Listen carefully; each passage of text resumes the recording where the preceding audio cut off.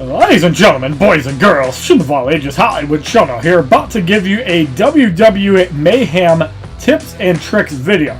Now in this video I'd like to talk about some of the tips that you guys should be taking when you're trying to upgrade your roster and get multiple 3-star characters, and when you're evolving into your 2-star characters. And for those of you guys wondering why I have some silver 2-star characters, that is what happens when you have overdrive. Now, for each copy of a superstar you own, you get 2% boost over its upgraded stat. Obviously, this makes a big deal later on when 2-star fighters are going to be stronger than 3-star fighters if you get 20 to 30 overdrive cards and your 3-star characters have none. But we'll have to see how that evolves. So, you guys can get a glimpse of my roster here.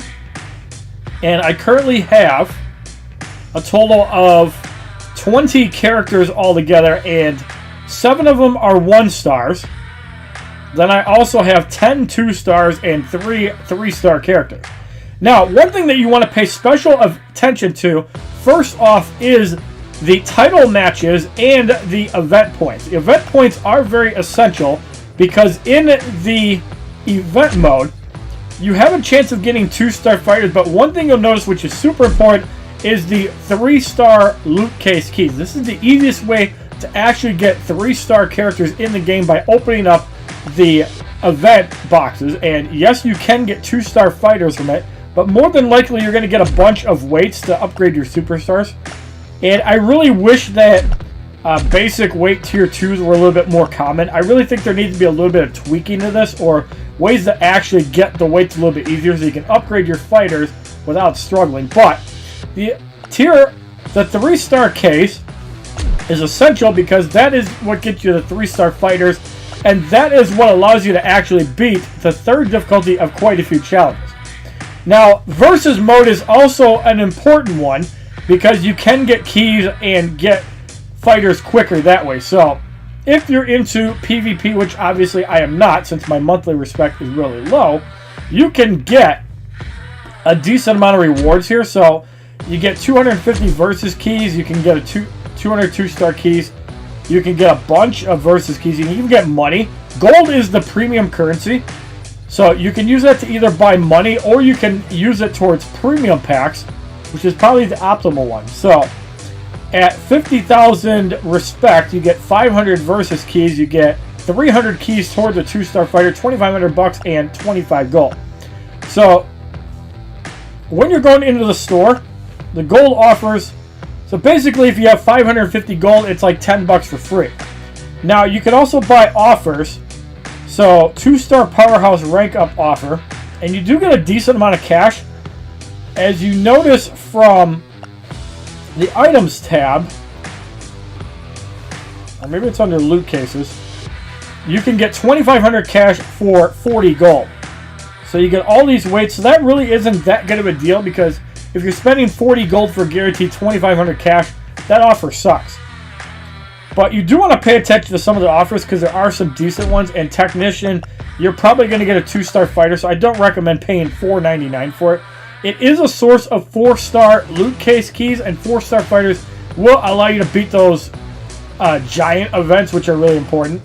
And also in the story mode, by having 3-star fighters, you're able to actually fight the 3rd difficulty of the episodes, which 376 is less than a 3-star fighter. It is a pretty beefed up 2-star fighter, but if you have a decent 3-star fighter, you can handle it just fine.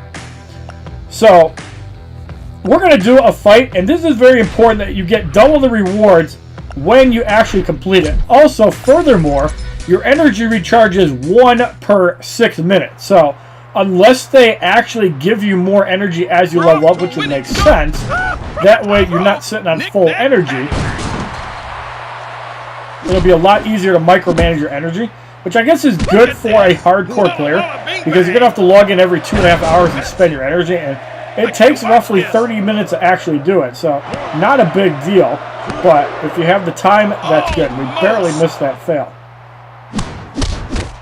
So, also, one thing to note is that it seems best to try and grapple the opponent down. That seems to be the best way to actually do damage to your opponent, because if you're grappling, more often than not, the attack is going to be unblockable, and if you're only grappling, you're going to generate power a lot quicker than them.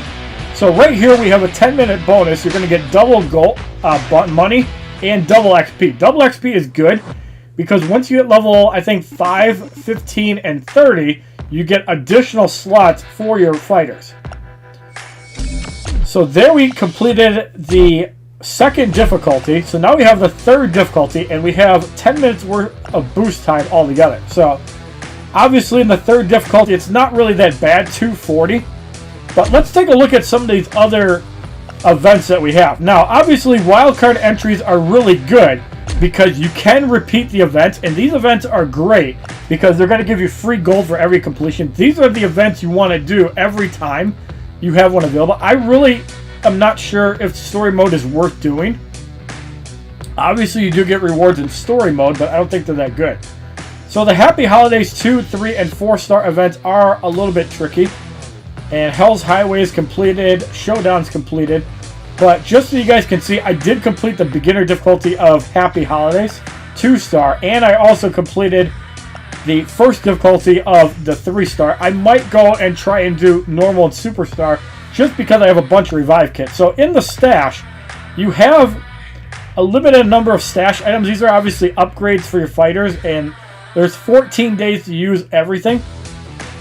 So you definitely want to try and get that done. So revives, heal kits. When you have heal kits and revives in your stash, this is when you need to be going after the big events that you're going to lose against. So let's go into the wildcard entry third difficulty. And we shouldn't have any problem with it. We're just going to use our top 4. Obviously, using a Powerhouse versus Undertaker is better, but Undertaker is one of the best cards in the game because of his stat allocation. Goldberg might have more overall power, but Undertaker has way more health, so very violent. So again, you just grab. He's basically dead. Yes, we do have to play the pin moment game, but I actually think that's cool. It does have that Injustice 1 feel, and a lot of people compare this game to Marvel Contest of Champions because you can parry attacks, you can deflect attacks. The only thing that I really don't like is the fact that if you have the opponent stunned, the opponent can reverse a 2-power move, and I really think it shouldn't be like that. I really feel that the reversal mechanics are a little bit off, and I think the opponent has no business reversing any move while you're stunned. Here we go. I think that's just utterly stupid because you're playing the game. You have them stunned by playing the game good. And then if the opponent has 2 bars, they can still reverse it. So it actually punishes you for playing good, as we failed there on purpose. Caught him off guard. So we're going to try to demonstrate that here. So we have him low. We're using a 1-bar move, and right away you can see it gets reversed. So you have the opponent stunned and you reverse it. I really don't feel the logic in that gameplay mechanic. I think if the opponent has low health, you should have 0 chance of getting reversed. And I think that's something that needs to be coded into the AI because that's just dumb. I feel that you should not have your moves reversed at all if the opponent is stunned in any capacity. You can reverse moves, but I feel that the opponent should not be able to. Leave a comment down below if you agree with that or if you think that's fine the way it is. And also leave a comment if you guys know where this motion is from. So there's a lot of weights on here. You do have chances of getting 2-star fighters, but more often than not, you're going to get weights that are absolutely useless because they don't give you enough basic weight of the general class. I really think that it should be weighted a little bit more towards that. So we have 5.5 minutes of title matches. And again, it's very important to be able to get your title match bonus as much as you can. And even if you do fights where you're basically chaining title matches, you want to keep an eye on your energy because if you're about to get a title bonus and you have no energy, you might as well just stop playing for about an hour, build it up, and then do the fight.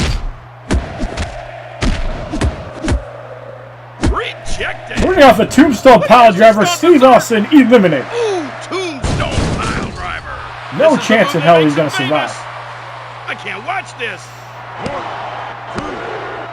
That's it. He's done.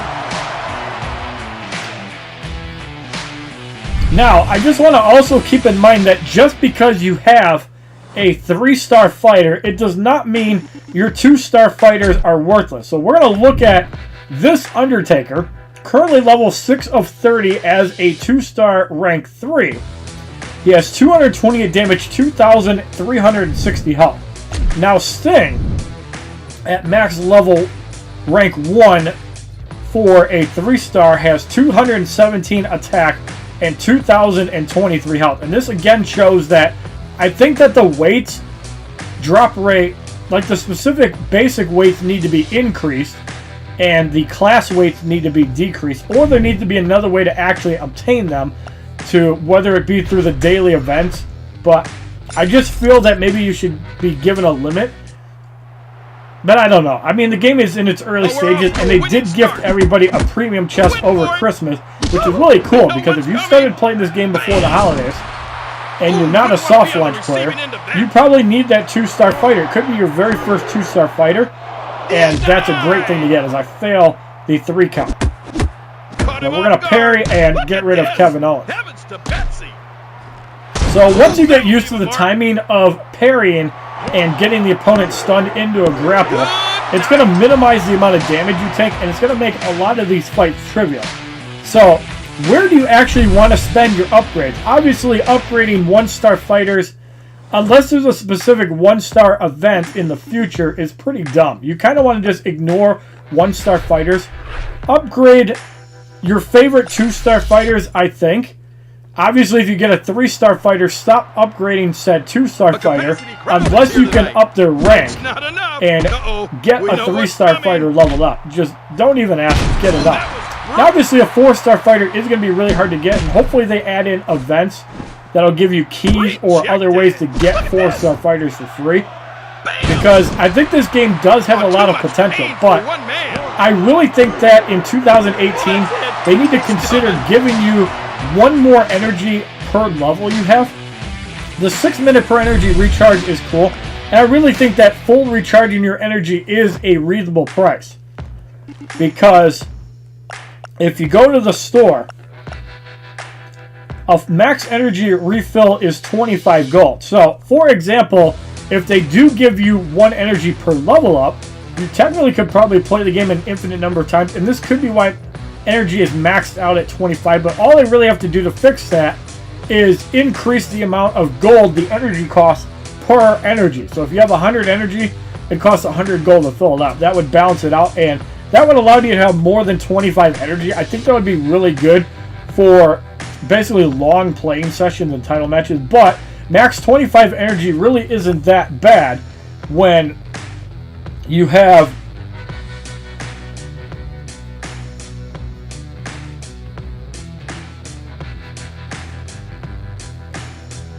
16 fights altogether currently, and I think you get 15 energy or 15 gold for doing it. So you probably could play a decent amount of time just off gold, and you could probably farm gold a decent amount. But I really think that your best use for gold early on, if you get it, is either on energy recharges, buying cash in the store, or premium packs or premium loot cases. You can't go wrong with either way, but as a free-to-play player, you either need cash or you need 2 3-star fighters. Obviously, if you don't have a 2-star fighter, you need to crack open that premium loot case and get a 2-star fighter. 200 gold is not that hard to get, and it's going to make completing third difficulties of a lot of challenges very easy and very trivial. So that's basically it as far as tips and tricks. Basically, try to maximize your energy usage every 2.5 hours. Stop what you're doing and log in. And definitely try to farm gold through these wildcard entries and special events.